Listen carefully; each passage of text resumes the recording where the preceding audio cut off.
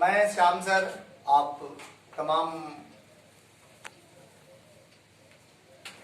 लोगों का YouTube channel की तरफ से बहुत बहुत आभार धन्यवाद व्यक्त करता हूं। लॉकडाउन अभी चल रहा है कोविड-19 के कारण और बहुत सारे छात्र अपने घरों में बैठकर पढ़ाई करने में लगे हुए हैं, क्योंकि लॉकडाउन की वजह से कोई क्लास अभी तक नहीं शुरू हो रही है।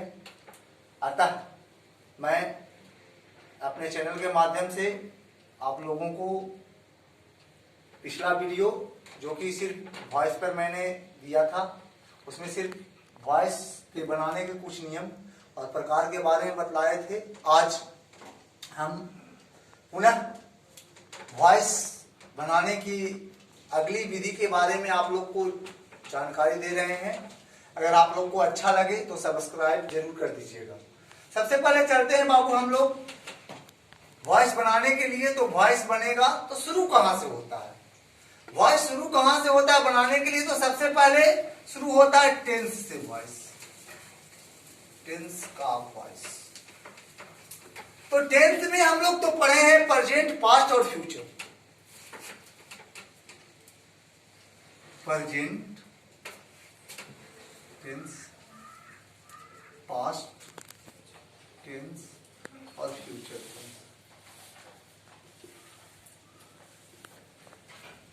तो बाबू टेंस का वॉइस जब हम बनाते हैं तो दो ही टेंस का वॉइस बनता है, प्रेजेंट और पास्ट का। फ्यूचर का वॉइस नहीं बनता है, सिर्फ प्रेजेंट और पास्ट का वॉइस बनता है, और उसमें भी प्रेजेंट टेंस का सिर्फ 3 भेद और पास्ट टेंस का 3 भेद। ये तीन भेद का ही वॉइस बनता है।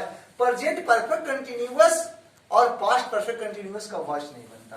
तो सबसे पहले जानेंगे कि प्रेजेंट टेंस में किसका किसका वॉइस बनता है। तो सिंपल प्रेजेंट,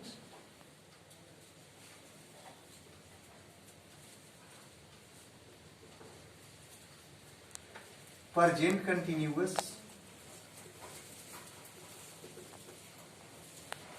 प्रेजेंट परफेक्ट।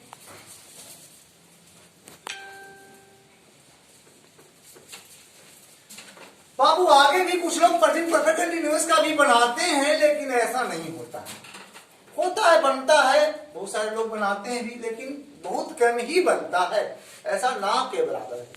उसी प्रकार फिर ये जिस प्रकार से प्रेजेंट टेंस का हुआ, उसी प्रकार से पास्ट टेंस का भी होता है। Simple past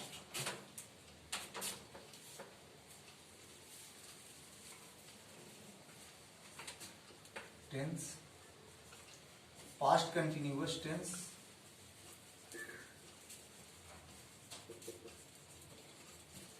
past perfect tense,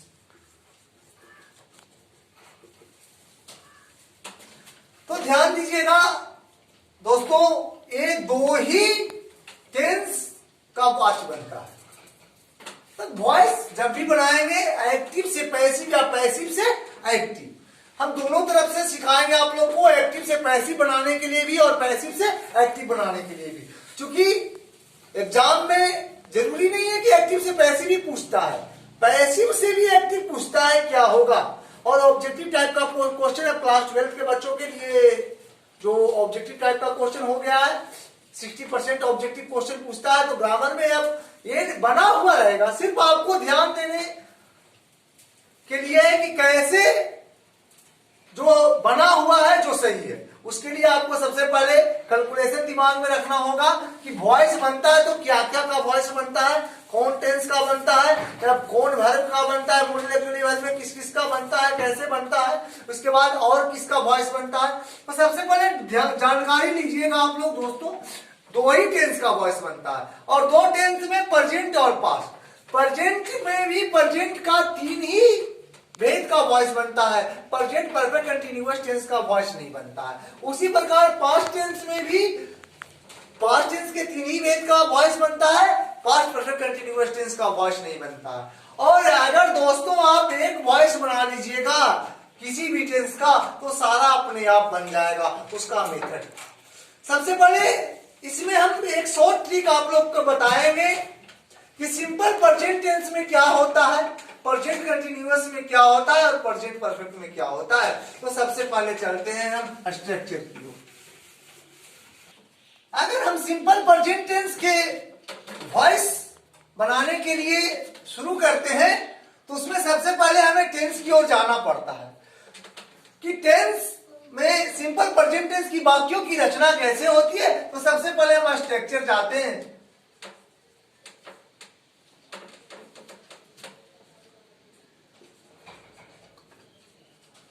और अगर हम एक्टिव वॉइस के स्ट्रक्चर की ओर जाते हैं तो क्या होगा इसमें बाबू, तो सबसे पहले होगा एक्टिव वॉइस का स्ट्रक्चर सब्जेक्ट और प्लस V1 या V5 प्लस ऑब्जेक्ट। अगर हम एग्जाम्पल की ओर चलते हैं तो इसका होगा आई,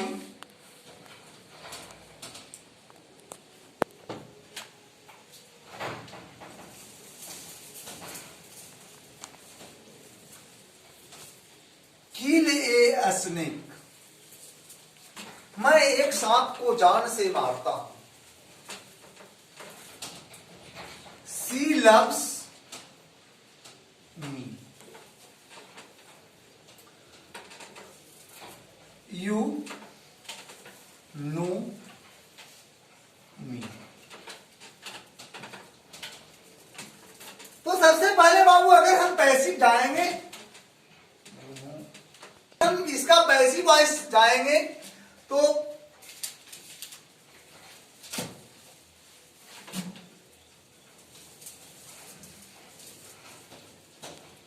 हम बतलाए थे आपको पहले कि सब्जेक्ट जो है अंत में चला जाता है और ऑब्जेक्ट पहले चला आता है। तो इसमें ऑब्जेक्ट को हम पहले लाएंगे और इसके बाद हम बताए थे कि अकॉर्डिंग टू टेंस सहायक क्रिया का प्रयोग होता है। तो बाबू इसमें तो सहायक क्रिया नहीं है सिंपल प्रेजेंट टेंस में, लेकिन अगर हम सिंपल प्रेजेंट टेंस के वाक्य को पैसिव में बदलते हैं तो उसके लिए ऑब्जेक्ट के बाद am, is, are according to object, मतलब ऑब्जेक्ट के अनुसार सहायक क्रिया का प्रयोग किया जाता है।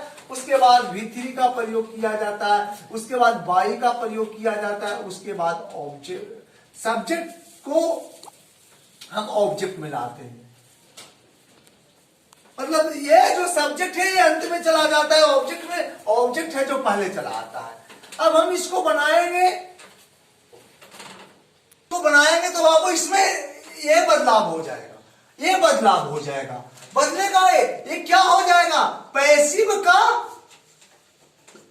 सब्जेक्ट, और इसको बदलकर हम क्या कर देंगे, पैसिव का ऑब्जेक्ट। तब ना बदलेंगे जी, ऐसे सब्जेक्ट के स्थान पर सब्जेक्ट, ऑब्जेक्ट के स्थान पर ऑब्जेक्ट उतार देंगे तो गलत हो जाएगा। तब हम इसको स्ट्रक्चर को यहां पर बदलकर यहां पैसिव का ऑब्जेक्ट लिखेंगे और यहां पर हम पैसिव का सब्जेक्ट लिखेंगे, पैसिव का ऑब्जेक्ट लिखेंगे। अब बाबू तब हम यहां से इसको अगर लेते हैं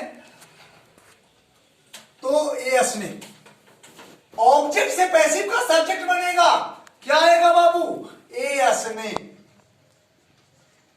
इज का प्रयोग होगा, किल का तीसरा रूप क्या होगा, किल्ड। बाई, सी के आई के बाबू होगा मी। अगर हम दूसरा चलते हैं इसमें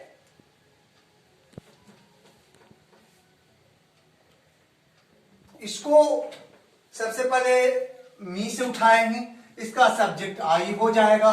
इसके बाद आई के साथ एम का प्रयोग होता है, V3 क्रिया का तीसरा रूप लब्ध होगा। इसके बाद बाई का प्रयोग होगा, सी पैसिव का ऑब्जेक्ट क्या होगा, सी के है।